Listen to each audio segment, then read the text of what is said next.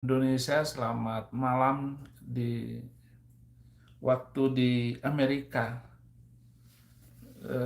Saya belum habis sedih untuk peradilan di Indonesia ini luar biasa ya. Kelihatannya bertakwa sekali itu hakim, yaitu Ibu Hakim yang memimpin vonis MKC di Ciamis, pakai jilbab, bahasanya sopan, dan dua orang sebelah kirinya juga memakai jilbab, dan ada satu bapak-bapak hakim itu nggak saya sebut namanya, tapi begitulah kekuatan yang luar biasa di mana orang-orang berani untuk melanggar undang-undang bagi bangsa ini. Luar biasa, saya tidak menyangka. Di dalam Al-Quran itu ada 31 kata perintah berbuat adil.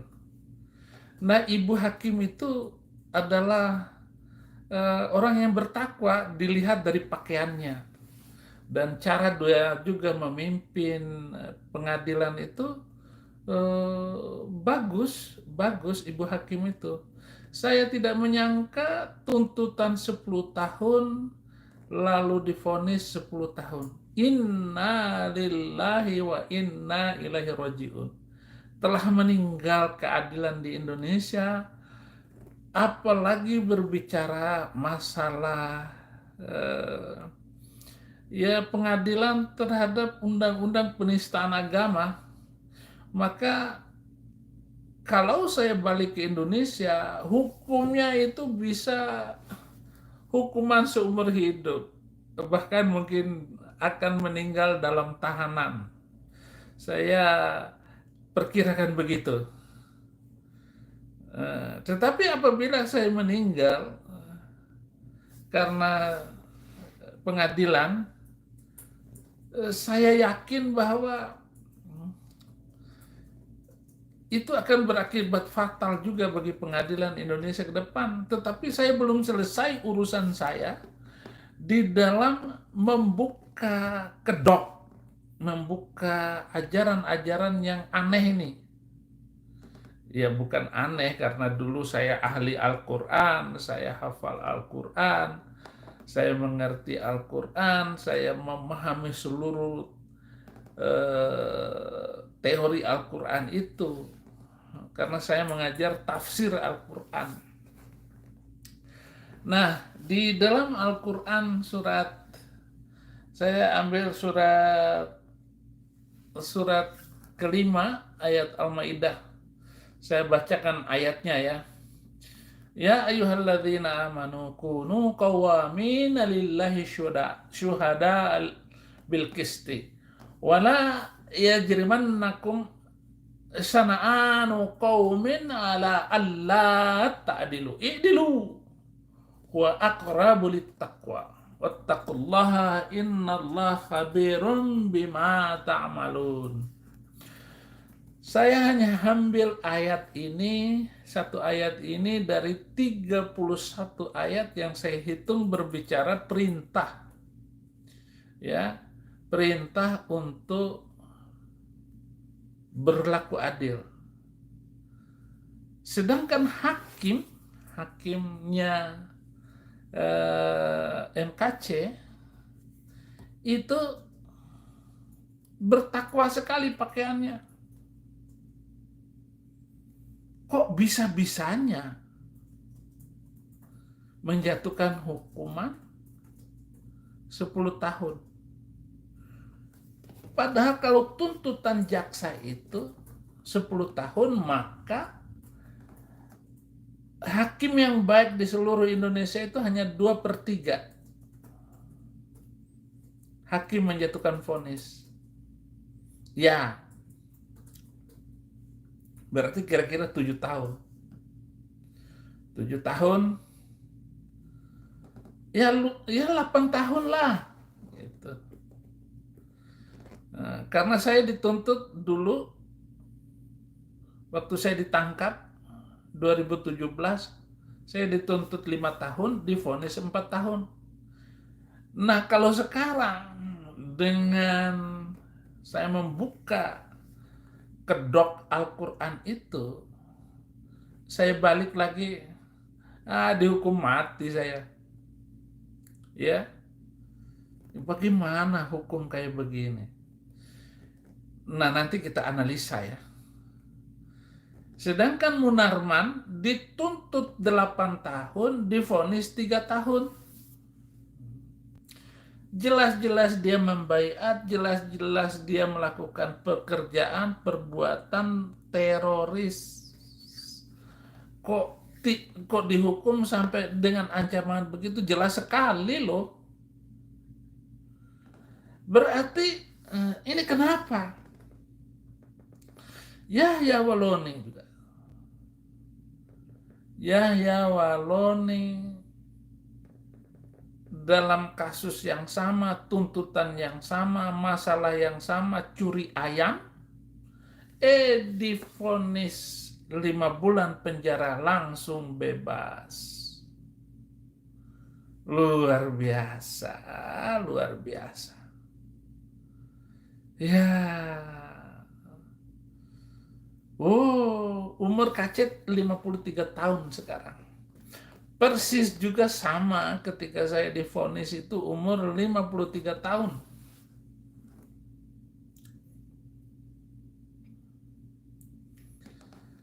Ya. Kenapa saya divonis 4 tahun dulu? Kembali lagi dengan vonisnya saya. Kenapa saya divonis 4 tahun? Katanya karena saya tidak meminta maaf. Hakim, ngapain saya minta maaf? Saya tidak akan minta maaf karena saya memberitakan Injil, memberikan kabar baik. Siapa yang terima Yesus Kristus akan damai sejahtera. Barang siapa terima Yesus Kristus, dia akan tenang hidupnya. Barang siapa yang terima Yesus Kristus masuk surga. Jadi bagi saya tidak akan minta maaf. Maka saya divonis 4 tahun.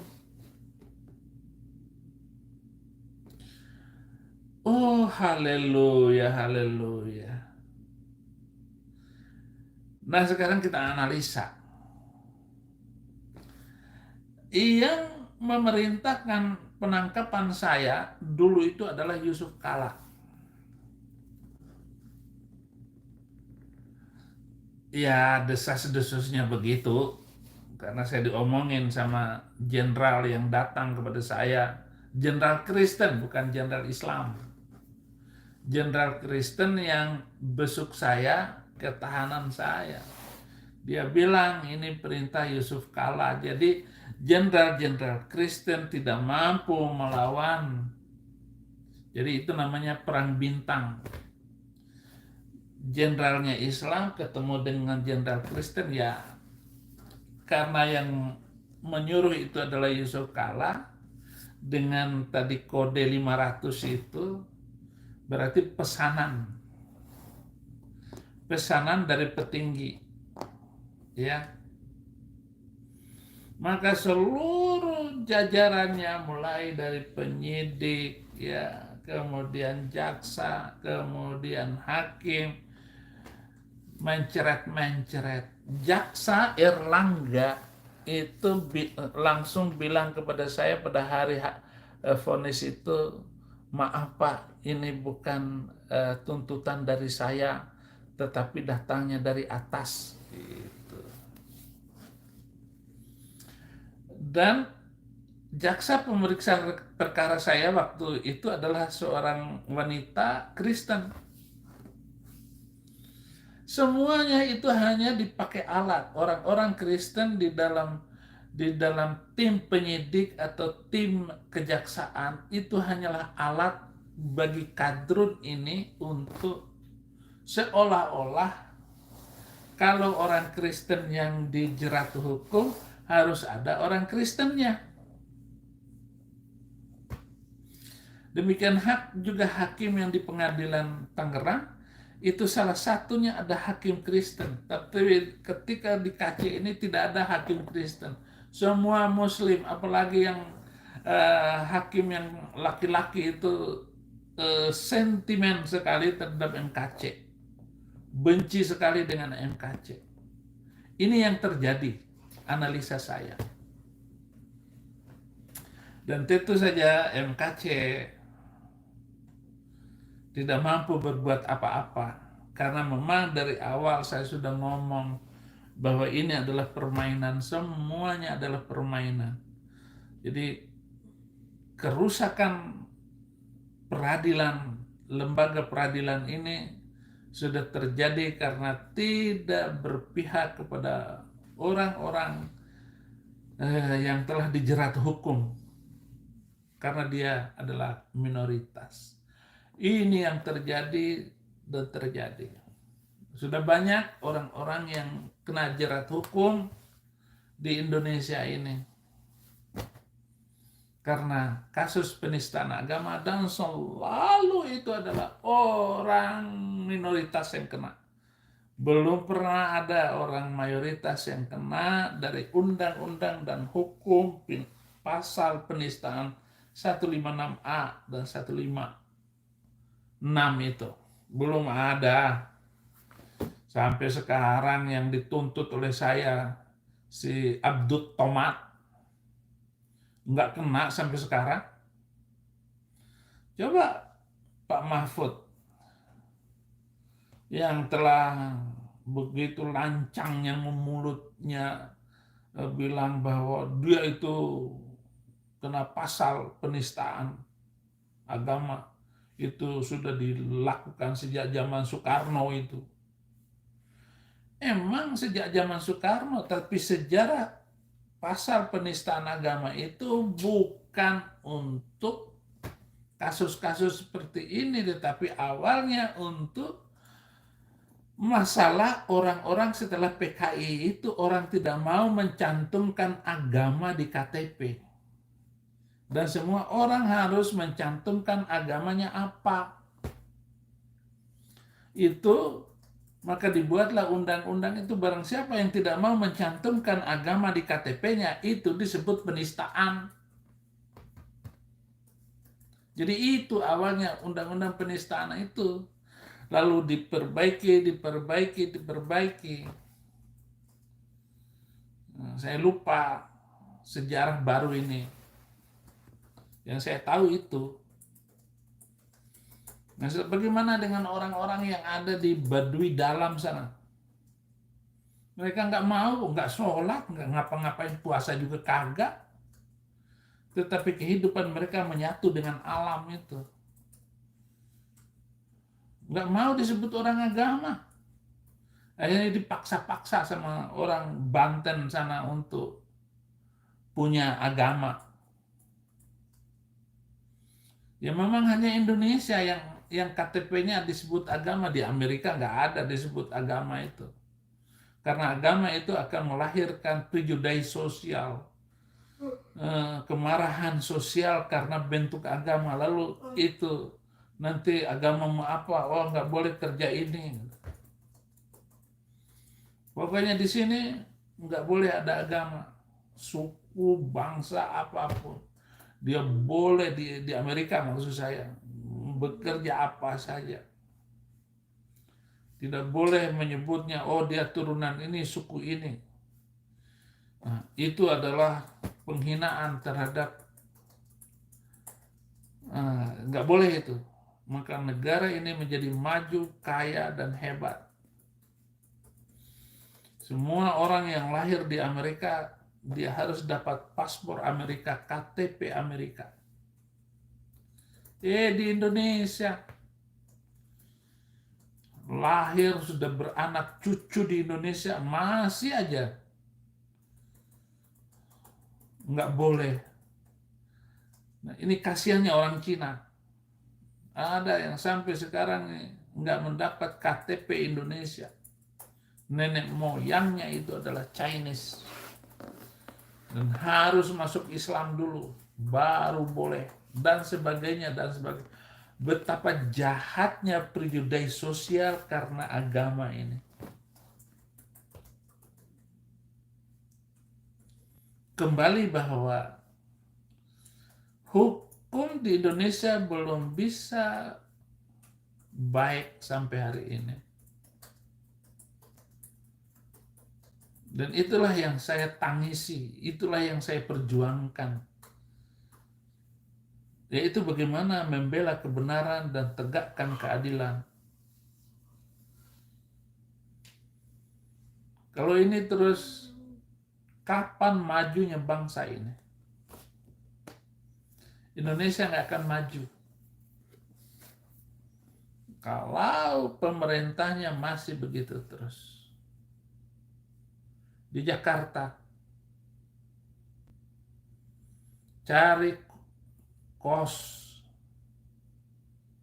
yang ditanya agama. Ini kejahatan karena Anies ini, Anies Arab itu. Kalau Arab datang terus dapat KTP, datang terus KTP, tapi orang Cina nggak dapat. Padahal Arab itu ya nggak bisa apa-apa.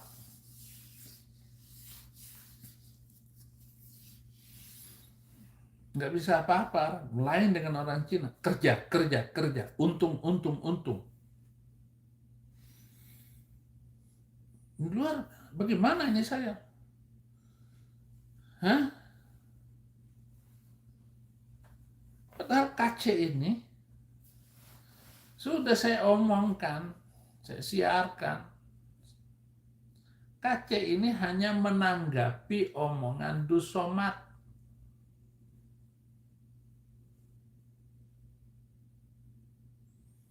Jadi Dus Somad itu yang pertama penjahatnya itu. Yang membuat gaduh seluruh Indonesia ini Somad.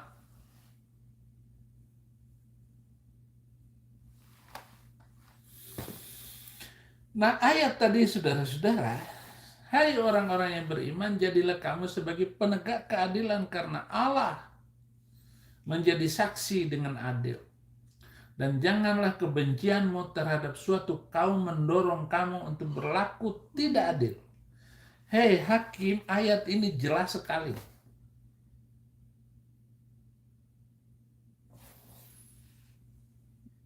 Berlaku adillah, karena adil itu lebih dekat kepada Allah dengan bertakwa.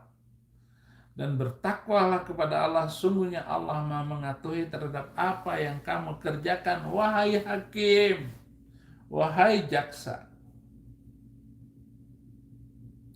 Ngeri loh. Dari 31 ayat yang memerintahkan keadilan ini, dan saya hanya baca ayat saja, sebagai renungan kepada ibu hakim yang telah memvonis MKC di pengadilan Ciamis. Dua ibu hakim itu pakai jilbab, yang satu lagi laki-laki. Mungkin kalau dia nggak malu, hakim laki-laki itu akan pakai baju koko. Karena di luar pengadilan itu di demo berjilid-jilid. Malah mereka pakai mobil polisi. Lalu ditulis trek polisi itu dipakai. Lalu ditulis Taliban. Berarti ini Yusuf Kala yang mempermainkan ini. Karena Yusuf Kala itu berkiblat kepada Taliban. Dia mau agar Indonesia ini menjadi negara Taliban. Itu Yusuf Kala. Dia puji-puji kemenangan Taliban kemarin itu. Ya, luar biasa ini Yusuf Kala ini ya.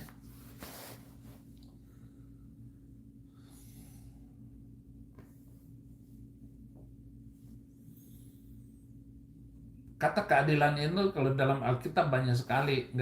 Saya nggak mampu menghitung perintah berbuat adil di dalam Alkitab.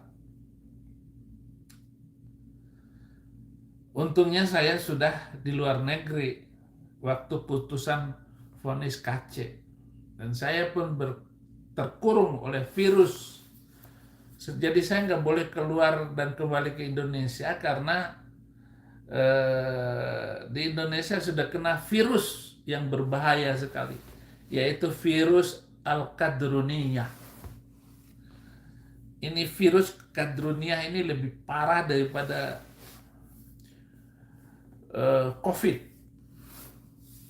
COVID-19. Lebih parah virus itu. Jadi virus itu tidak mematikan orang, tetapi mengunci otak orang sehingga nggak berkembang otaknya. Walaupun dia dokter sekaligus. Nah, seperti Dr. Amin Rais. Nah, itu terkunci oleh virus Qadruniyah itu. Maka otaknya nggak bisa move on dia. Dia tetap saja gelandang politik, gelandangan politik, kemana-mana. Dia menghina Jokowi, kayaknya dia bisa kerja aja, sama-sama orang Solo. Jadi virus Al-Qadruniyah ini membuat saya tidak bisa balik ke Indonesia. Karena begitu saya berada di udara Indonesia, langsung pesawat saya nanti mati dan jatuh semuanya. Seisi pesawat itu. Ketika masuk itu cakrawala Indonesia, hancur pesawat saya. Karena polisi mengantarkan surat tersangka kepada saya. Saya sudah ada surat tersangka dari polisi. Sebuah surat lelucon jahat dari negeri antah berantah ini. Yang jelas kepala Bareskrim itu tidak berani menangkap Abdus Somad.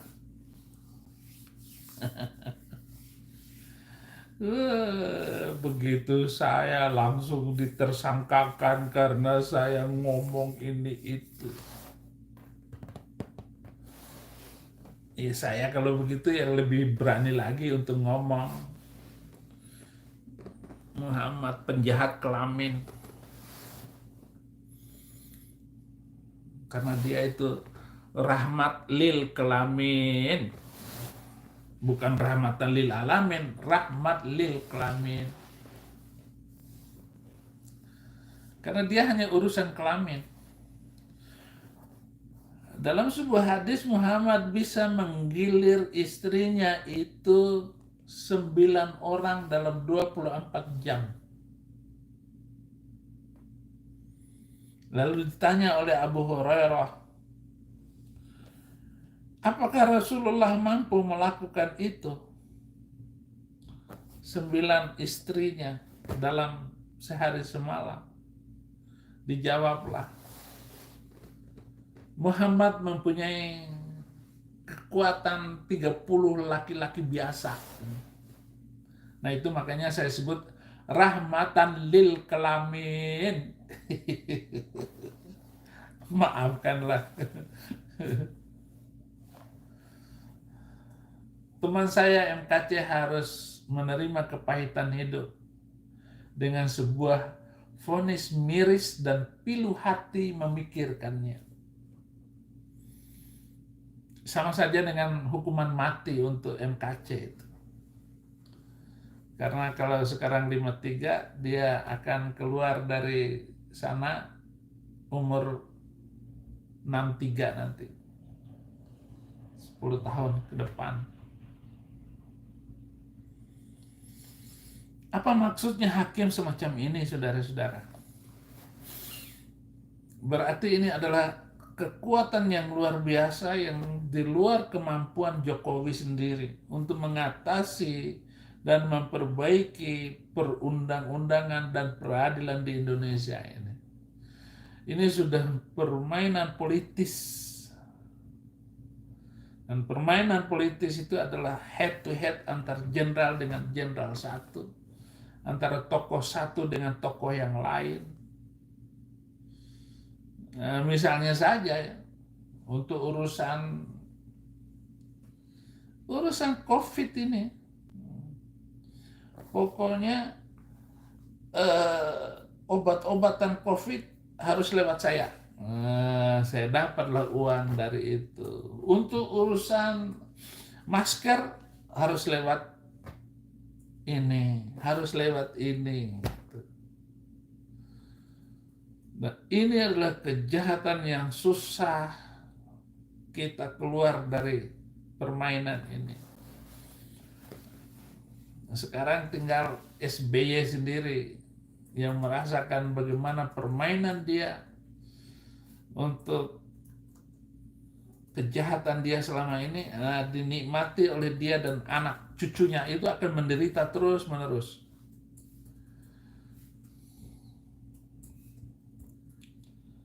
Jadi tidak ada yang bisa melepaskan ini semua dari jeratan permainan kotor mafioso, mafia peradilan, mafia migas, mafia ekspor impor dan lain-lainnya. Saya takut terjadi revolusi sosial yang hebat di masa-masa yang akan datang ini. Dan saya kasihan sekali dengan Jokowi. Nah, itu hal yang pertama.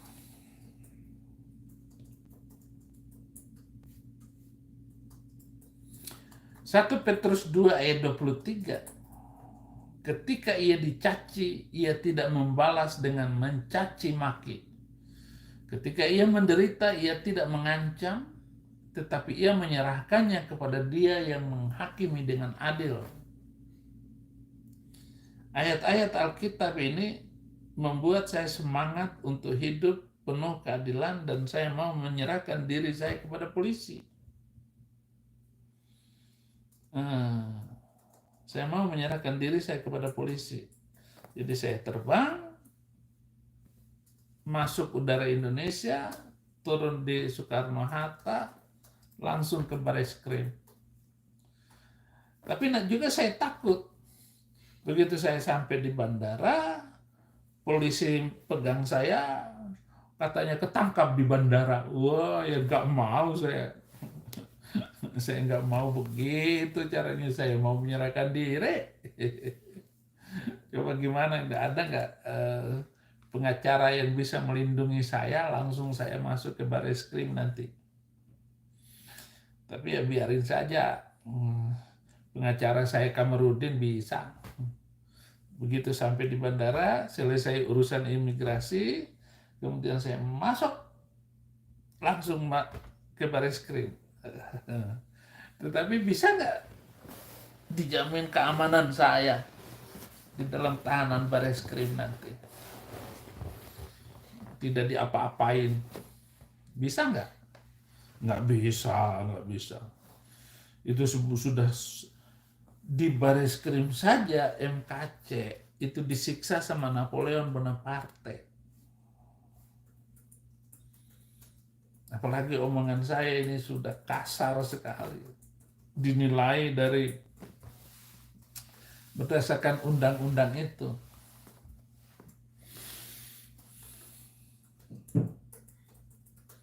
Ini sebuah hal yang mengerikan.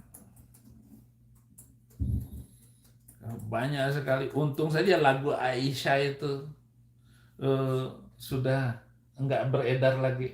Gimana lagunya sih? Oh, Aisyah. Itu ada kan lagunya itu. Lagu Aisyah. Banyak sekali anak-anak kecil nyanyi mengejek Aisyah itu. Istri Nabi itu. Ya sekarang lagunya nggak boleh dinyanyikan lagi. Karena menimbulkan orang tahu kok sejarah Aisyah.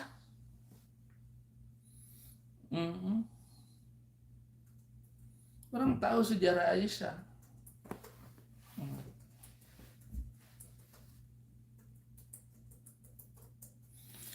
Wahai hakim-hakim, 3 hakimnya MKC, ingatlah hukum roh.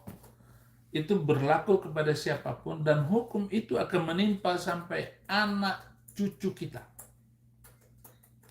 Galatia 6 ayat 7, jangan sesat. Allah tidak membiarkan dirinya dipermainkan. Karena apa yang ditabur orang itu juga yang akan dituainya.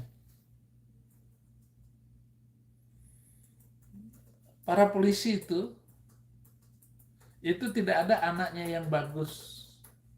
Artinya ya kecuali polisi tidur kali. Ya ada juga polisi yang jujur, baik dan tidak ikut korupsi.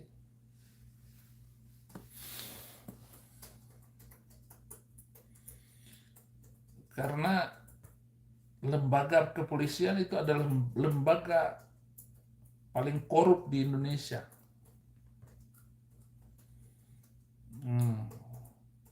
Mereka sendiri sudah menyiapkan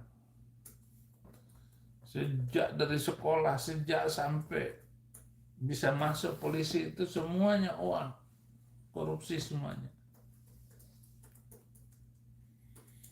Sebuah lembaga,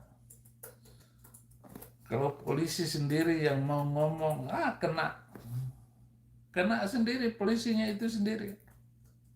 Mau jenderal berapa bintang pun dia kalah dengan institusi yang luar biasa ini. Jadi korupsi berjemaah para polisi.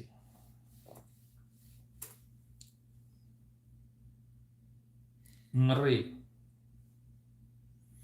Nah, saya masuk penjara itu, saya ketemu dengan polisi yang jual narkoba. Di dalamnya dia begini. Dia hampir ditembak mati atas perintah Kapolres, ditangkap masuk penjara akhirnya. Karena penyidiknya sesama polisi, dari mana dapat itu narkoba itu? Dia bilang dari Arab. Masa dari Arab jual narkoba? Pokoknya dari Arab. Padahal narkoba itu jelas didapat dari Mabes.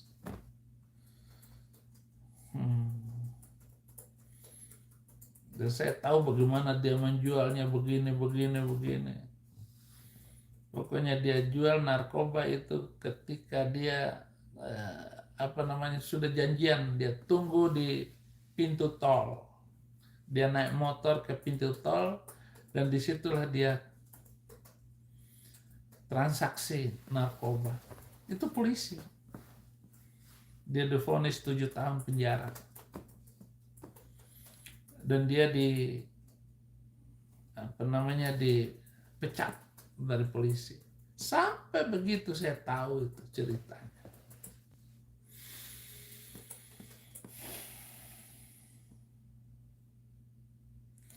Galatia 6 ayat 14, tetapi aku sekali-kali tidak mau bermegah selain di dalam salib Tuhan kita Yesus Kristus.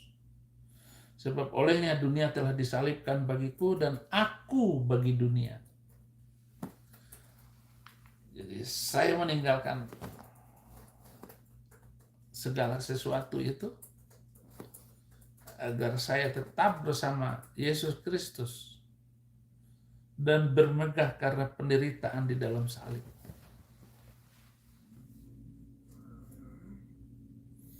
Akhirnya saya menasihatkan kepada saudara MKC, dan untuk kita semua, serahkanlah hidupmu kepada Tuhan dan percayalah kepadanya. Ia akan bertindak, ia akan memunculkan kebenaranmu seperti terang dan hakmu seperti siang. Berdiam dirilah di hadapan Tuhan dan nantikanlah Dia. Jangan marah karena orang yang berhasil dalam hidupnya. Karena orang yang melakukan tipu daya, berhentilah marah dan tinggalkanlah panas hati itu. Jangan marah, itu hanya akan membawa kepada kejahatan. Sebab orang yang berbuat jahat akan dilenyapkan, tetapi orang-orang yang menanti-nantikan Tuhan akan mewarisi negeri.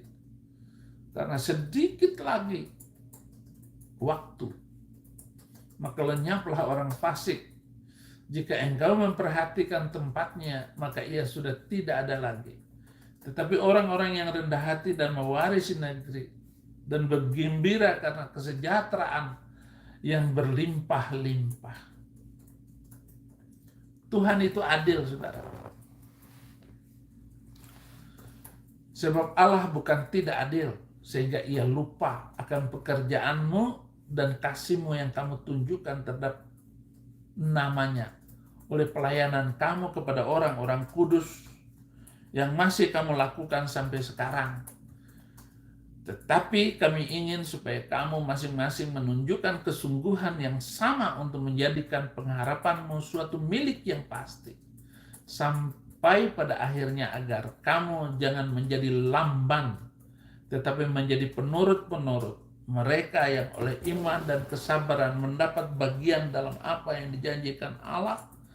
Sebab ketika Allah memberikan janjinya kepada Abraham, ia bersumpah demi dirinya sendiri. Karena tidak ada orang yang lebih tinggi daripadanya. Katanya, sesungguhnya aku akan memberkati engkau berlimpah-limpah dan akan membuat engkau sangat banyak. Jadi itu janji Tuhan kepada Abraham. Dan dari serangkaian apa yang saya katakan inilah hukum roh yang hanya Alkitab yang mengajarkan itu. Datanglah kepada Tuhan Yesus Kristus dan terimalah hukum roh itu. Maka tidak ada yang mampu mengganggu engkau. Dan Tuhan akan membuatnya sedemikian rupa perjalanan hidup kita bersama Kristus Yesus Tuhan. Haleluya. Jadi saya berdoa dan berharap kepada kita semua agar memegang teguh hukum roh ini. Karena Tuhan itu adil. Adil sekali, saudara-saudara.